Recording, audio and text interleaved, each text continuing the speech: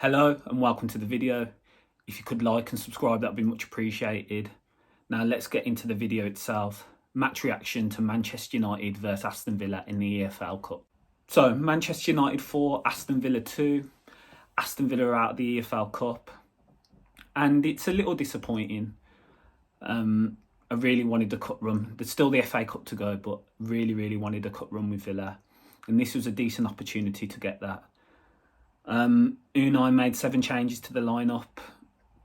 A lot of people thought he should have gone full strength. I thought he should have gone relatively full strength. But after watching the game and thinking about it, I kind of understand why he didn't. Reasons being, it's an opportunity for him to see all the players in the squad in a competitive format, in a competitive game. We only have 2 league games in the league before the January window. And he wasn't going to get that opportunity to see, the squad players such as Olsen, Augustinson, etc. So he had to have an opportunity to see those players, and this was the perfect time for him, obviously. We made 7 changes to the team. So in came Augustinson, Olsen, Chambers, Ashley Young, Boubacar Kamara and Danny Ings. I think that's everyone. The starting lineup was Olsen in goal, Augustinson, Chambers, Konza, Young, and then the midfield 4 was McGinn also came in, started. So it was McGinn, Douglas Luiz, Boubacar Kamara, Jacob Ramsey, and then Ings and Watkins up front. It's still a fairly decent side looking at it on paper. It's just the back 4 and the goalkeeper. They were the main observations where I was like, oof, I don't know about this one. I don't know about that back 4 and that keeper.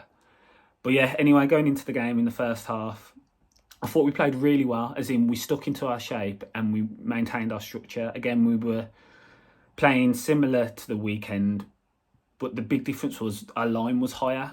I felt the line was higher at the pitch, so when Man U were trying to play balls behind our back line, we were maintaining our line and we were catching them offside a lot of the time, which was good. We were very compact within the 10. So from the front 2 to the back 4, they were very narrow. It was very tight. So we were moving forward up the pitch closer together. And what I noticed is if Man United got the ball within our final third, then we'd sit back into that 6-2-2 shape again and just remain compact in that area and try and catch them in transition like we did in the second half. So yeah, in the first half, I thought we played well. Again, it was noticeable that a lot of the first team weren't playing when we were on the ball. Some of the passing in the first half was poor. We didn't really get into their half much, apart from the last 10 minutes where Douglas Luiz had the corner and we had a few set pieces from there, but nothing really materialised from it. But in terms of shape and how Emery wants his sides to play in a defensive manner, it was very good.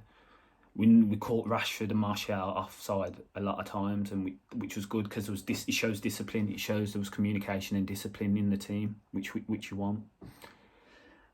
So yeah, going first half, I was happy. I was happy with where we were at. It was just about, could we convert that into creating chances now in an attacking manner? Could we go from having a good defensive shape to going into an attacking format, in an attacking shape in transition? And that second half, it showed it totally flipped on its head. Come out second half, and the first goal, it's a great goal. We've literally done the whole game plan. We've done the right thing, what we wanted to do. We sat back, let them have the ball, got the ball, and quickly we're gone. We broke. The ball's coming to Jacob Ramsey, who again, he was great yesterday. He I think will be one of the shining lights out of Emery's tenure for sure. I think he'll develop so well. Gets the ball on the turn, straight away, plays it into Watkins. He's through on goal. Maguire and Lindelof haven't got the pace to keep up with him. He's through on goal. And he does something I haven't seen him do in so long. And I've always said, I wish Watkins could do it. And he did it. He chipped the keeper. It was a brilliant finish. Wasn't expecting him to do it. Left foot as well. Chipped the keeper. Chipped Dubravka. And it was 1-0. And you're like, yeah, right. The whole game plan's worked here. We've sat back in our shape for 45 minutes. We've caught them in transition. We've got the lead. Can we just maintain that now and possibly catch him again? we celebrated for all of 19 seconds before Martial equalised, which was just like, I was still celebrating. I was still going mad about Watkins. It's like, oh, he's doing it. And then goes up the other end and they score. And it's 1-1 just like that. And you're like, oh no, it's typical Villa. The amount of times we've seen that this season so far, there's been about 3 or 4 games where we've scored and instantaneously, a minute or two later, we've conceded, and we did it again last night. Whereas previously, you'd have your head down and you think, okay, this is it now. They're going to come back. They're going to win it. We've made some changes around the 59 minutes. So some first team players came in. Buendia, Bailey and Mings came into the team. And again, those 2 minutes, we just transformed again. And we scored again. And it's a great goal. Ashley Young has brought the ball forward about 40 yards and used the overlapping run. I think it's Watkins used his overlapping run to drag the defender, so he's got a bit of time. And he's played a great ball to the back post. Bailey's tried to head it across, and Dallo's knocked it in. But again, in transition, it was it worked so well again. It was the same sort of movement as in catch him in transition, sit back, hold tight and catch him in transition, and it worked again. And it was a great goal. It was a great move. Dallo sticks it into his net, and now you're thinking, can we just hold on? Can we just hold on here? And the answer's no. And they've gone on to score 3 goals after that. When it was 2-2, I think Augustusson came off. No, it might have been Ashley Young came off for Cash, and then when it was 3-2, Augustusson came off for Digne. But yeah, we were just. Unai Emery said something. He said in his post-match, he said the final 15 minutes, the mentality shifted. We lost whatever we had for the first 75. We lost it in the final 15 minutes, and I agree with him. It was a mini capitulation in that sense. The shape was all over the place. It was more end to end. And Man United, I think within the squad, have the superior players in terms of the level, especially with the changes that were still on the pitch. And yeah, they've caught us 3 or 4 times, and it was 4-2. They could have got 1 or 2 more as well within the last 15 minutes. It was a bit of an onslaught. We weren't holding the ball up in their half anywhere near we were to the start of the second half. It was we had no play whatsoever in their halves those last 15-20 minutes, and they just caught us a few times. They made some good substitutions, to be fair, that changed the game. Bringing on Ericsson and Garnacho, they did change the game for them. Changed the game state a bit. They played more in our half, and they were just camping in our half, as well as when the ball was going back to their defence, they were finding the through balls through our midfield and back four and catching us over the top, which they did numerous times within the last 20 minutes. The amount of times they caught us over the top. I mean, the goal, the equaliser, first one, was a ball straight through.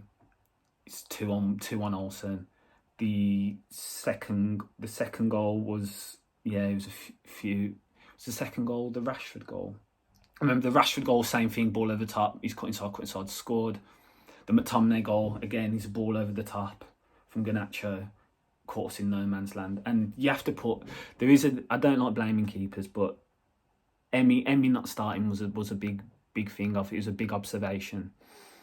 You could see that Olsen was so uncomfortable in the first half with the ball at his feet, and that was leading to a lot of bad passes being played by the centre-backs as well, because they were just under pressure instantaneously from Olsen's passing. He was missing the full-backs when he was distributing it out wide as well. It was going out of play. And then second half, he was, the less said about Olsen, the better. He was just not reading the game whatsoever, making bad decisions, flapping at stuff. He dropped one. There's a shot that took a deflection, and it looked like he could have caught it normally, and he went like that, and he just went for a corner. It was just, the less said about Olsen, the better. There's a few players that I think Emery's looked at now, and he'll be like, they're not even good enough to be squad players. But more to the positives. What were the positives to take from the game? Again, we saw an identity with the team. We saw Emery's game plan to go at Man United again. We have to remember there was 7 changes.